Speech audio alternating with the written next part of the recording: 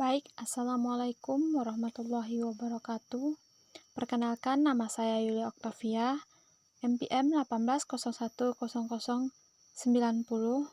Program Studi Pendidikan Biologi STKIP PGRI Sumatera Barat. Baik, di sini saya akan menjelaskan tentang morfologi dan anatomi Pisces. Yang pertama kita buka yaitu morfologi Pisces.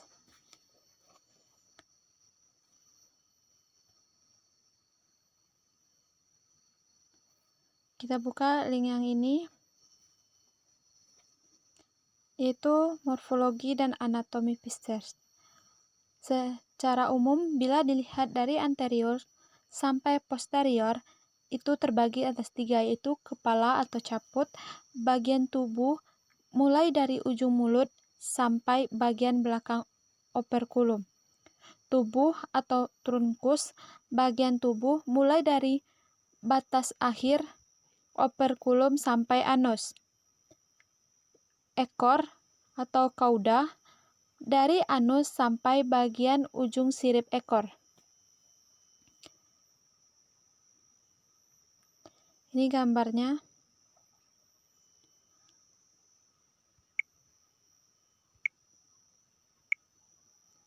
Kepala. Kita akan bahas satu persatu. Pertama, kepala. Kepala, bagian dari ujung mulut terdepan hingga ujung tutup insang, paling belakang.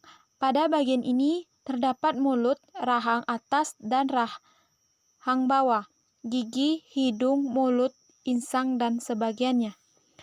Beberapa tipe utama posisi mulut ikan antara lain terminal, subterminal, interior, dan superior.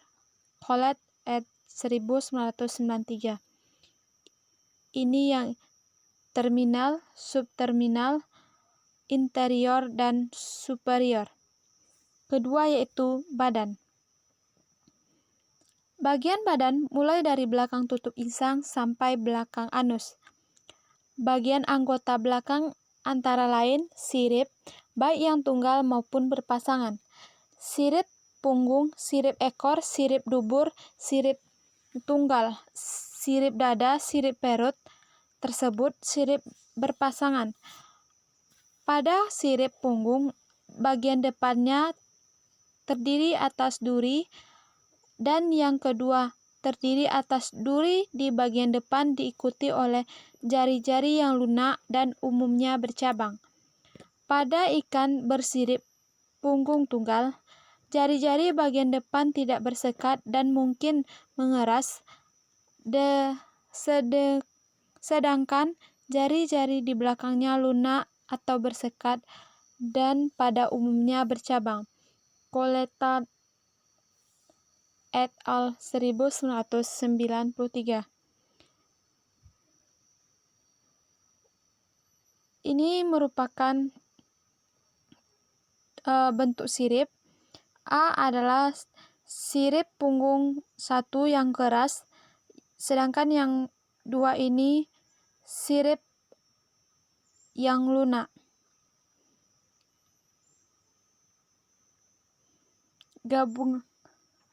Bagian sirip punggung yang tunggal, gabungan antara duri, gabungan antara duri.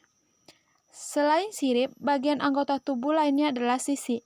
Ada dua macam sisi, yaitu sikloid dan sisi stenoid. Pinggirnya belakang sisi stenoid halus, sedangkan pinggir belakang sisi sikloid berigi. Struktur lain yang dapat dilihat melalui kaca pembesar adalah sirkuli atau radi atau puji, baik pada bagian atau seluruh sisi.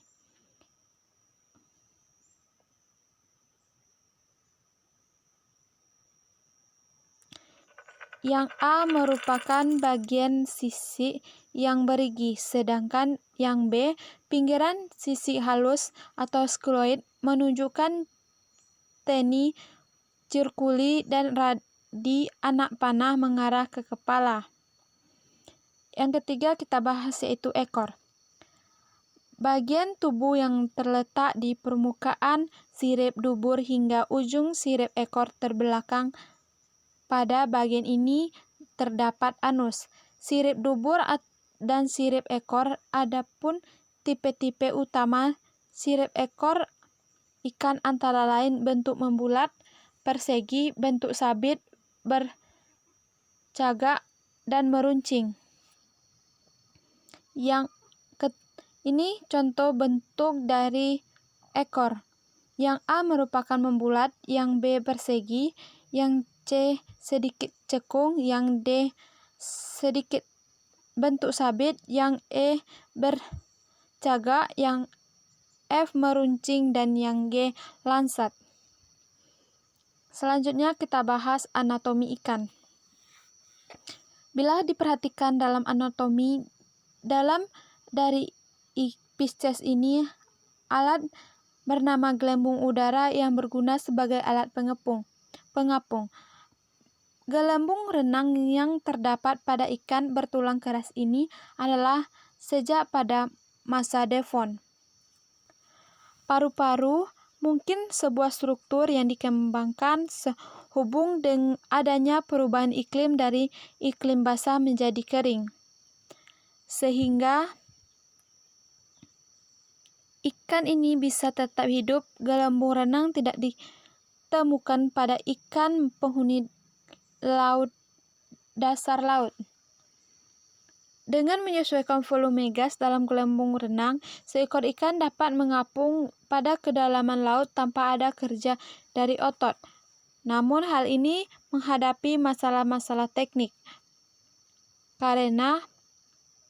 sehingga ikan lebih berat dan cenderung untuk tenggelam. Ikan menyesuaikan volume gas dalam gelembung renang dengan dua cara. Ada ikan yang mempunyai ductus pneumaticus dan yang menghubungkan antara gelembung renang dengan ospecillus. Struktur ini yang mengharuskan ikan tersebut ke permukaan dan menelan udara untuk mengisi kembali gelembung renang dan terbatas hanya pada daerah dangkal. Hanya ikan bertulang keras banyak yang tidak mempunyai ductus pneumaticus. Pada jenis ikan ini, gas berasal dari darah dan disekresikan ke dalam gelembung renang.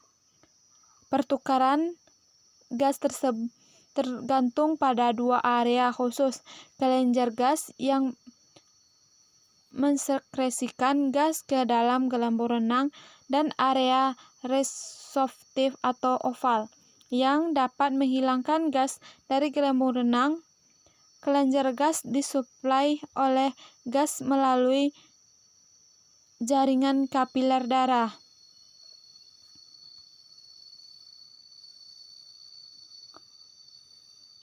Ini merupakan anatomi ikan atau Pisces yang terdiri dari gill atau insang, heart, hati, liver, stoma, intestine, vein, brain, spinal cord, pleurica,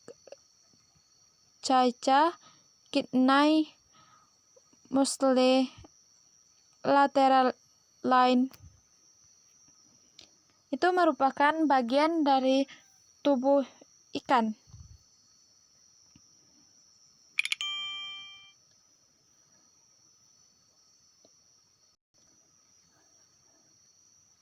Mungkin hanya ini dari pembahasan ini, tapi akan kita coba lihat yaitu pada link yang lain,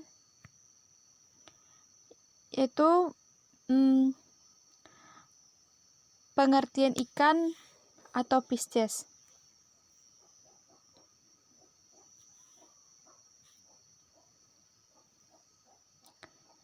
Dan ini merupakan anatomi ikan.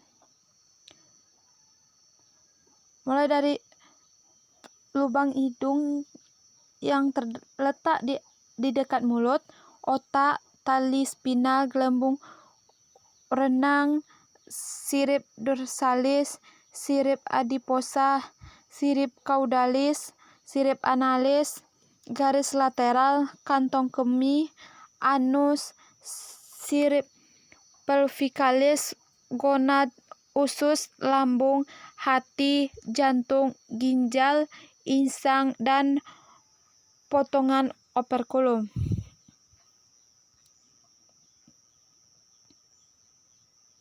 Kita akan bahas sedikit tentang pengertian Pisces.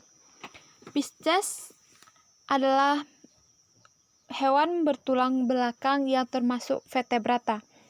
Habitatnya itu di perairan, bernafas dengan insang, bergerak dan menjaga keseimbangan tubuh menggunakan sirip-sirip bersifat poikiloterem. Ikan adalah anggota vertebrata poikiloterem yang hidup di air dan bergerak dengan insang. Ikan merupakan kelompok vertebrata yang paling beraneka ragam dengan jumlah spesies lebih dari 27.000 di seluruh dunia. Tadi kita telah bahas tentang morfologi dari ikan.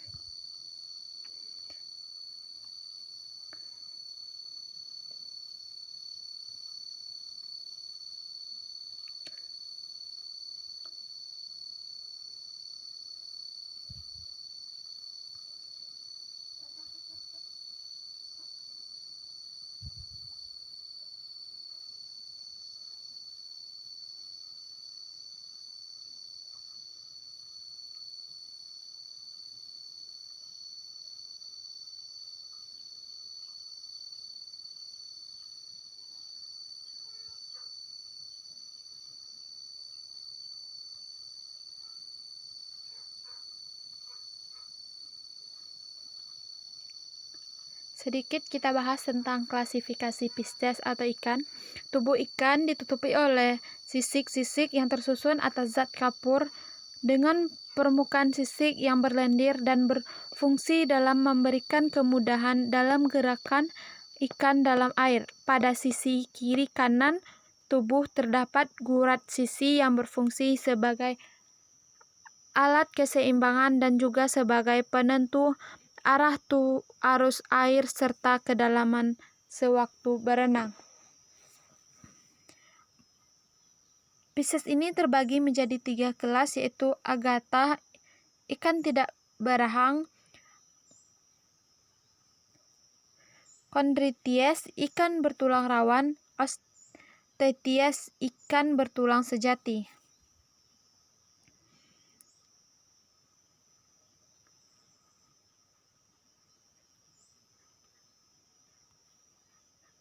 Contoh pada ikan Agatha yaitu belut laut atau lamprey laut, lamprey sungai, dan hagfish, yaitu yang dapat menghasilkan lendir lebih banyak. Selanjutnya masuk kepada Chondrites.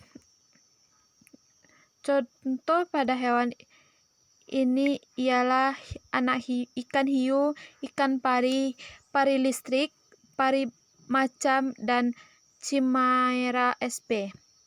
Selanjutnya masuk pada Osteichthyes.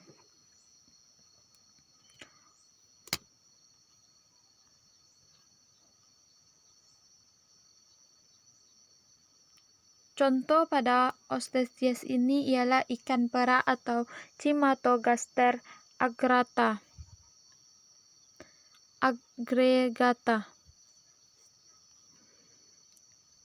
Kita lihat ciri-ciri ikan.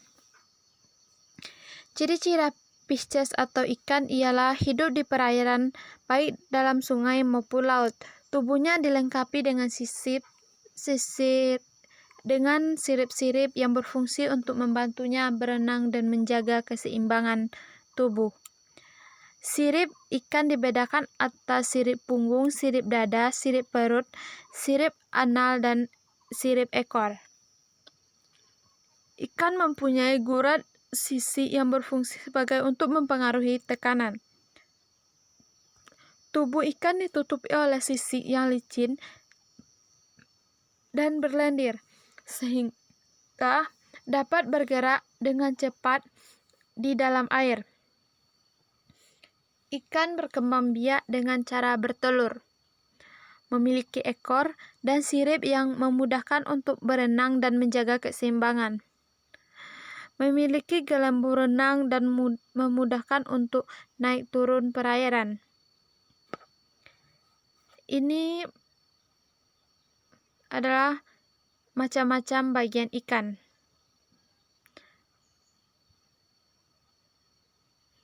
Sedangkan ciri-ciri umum ikan ialah umumnya bernafas menggunakan insang. Telinga hanya di dalam, tidak ada telinga tengah dan telinga luar. Pada umumnya memiliki kulit bersisik dan licin karena terdapat selaput lender. Tetapi ada yang tidak memiliki sisik, contohnya ikan lele, merupakan hewan berdarah dingin. Suhu tubuhnya dapat berubah-ubah sesuai dengan suhu lingkungan. Bernafas umumnya dilakukan dengan menggunakan insang. Umumnya bersifat ovipar dan fertilisasi eksternal. Jantung terdiri atas 2 ruang anterior dan vertikal.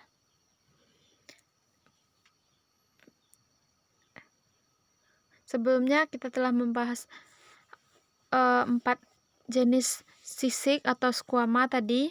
Yang pertama yaitu ciliate, sisik yang bentuk lingkaran dan tidak bergigi.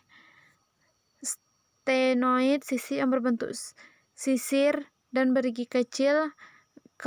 Ganoid, sisik yang berbentuk belahan ketupat, keras dan mengkilap, terdapat di belakang jenis Lepidosteius. Pilcoid, sisik yang mudah struktur bergigi seperti gigi, terdapat pada ikan hiu dan ikan bertulang rawan lainnya. Sedangkan tipe 4 tipe ekor ikan yaitu protocercal, membentuk pinna caudalis yang tumpul dan simetris. Contohnya ikan daun, ikan mola, ikan Oscar, lemon, dan 3 wajah. Yang kedua yaitu dipicercal, membentuk pinna caudalis yang membulat, runcing, terdapat di ikan paru-paru, ikan sidat, dan paru-paru salamander. Heterocyle, berbentuk pinna caudalis yang simetris dengan sebagian ujung frontal yang lebih kecil, terdapat di ikan hiu paus, ikan hiu jemur, dan ikan hiu pasir. Homocoelcal,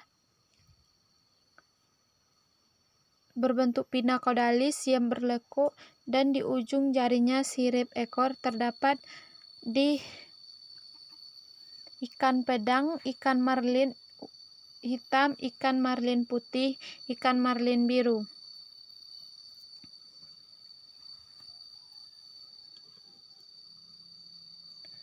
Selanjutnya kita masuk pada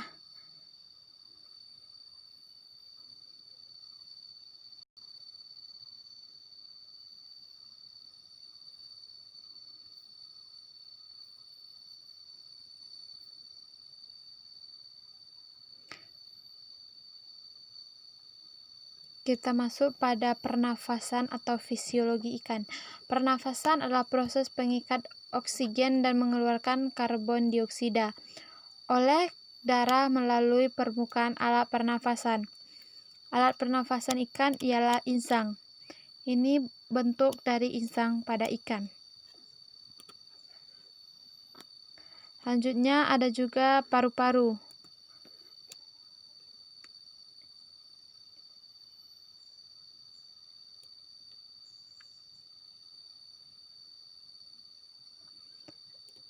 Ada alat pernafasan tambahan pada ikan,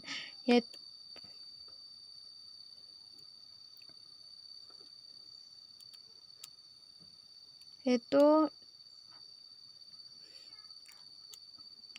selain insang atau paru-paru, beberapa jenis ikan memiliki pernafasan tambahan yang dapat beroksigen secara langsung. Arborescent organ pada ikan lele Clarias sps merupakan insang tambahan berbentuk pohon di bagian atas lengkung insang. Kedua dan ketiga, berfungsi mengambil oksigen dari permukaan air. Kulit merupakan alat pernafasan tambahan pada ikan Bloodog Perius dan Pleotamus. Di samping itu, penutup insang yang berkembang melipat-lipat dan bagian dalam terdapat banyak pembuluh darah. Labirin merupakan alat pernafasan tambahan pada ikan betok Anabes testudius. Ikan yang memiliki alat pernafasan tambahan mampu hidup dalam kondisi hipoksia bahkan anoksia. Diverticula merupakan alat pernafasan tambahan pada ikan gabus.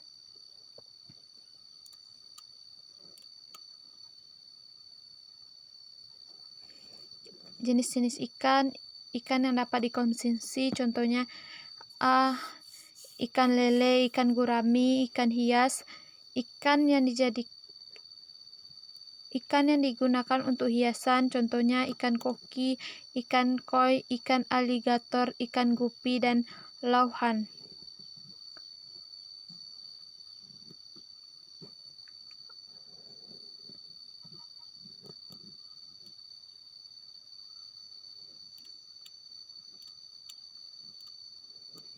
Mungkin hanya itu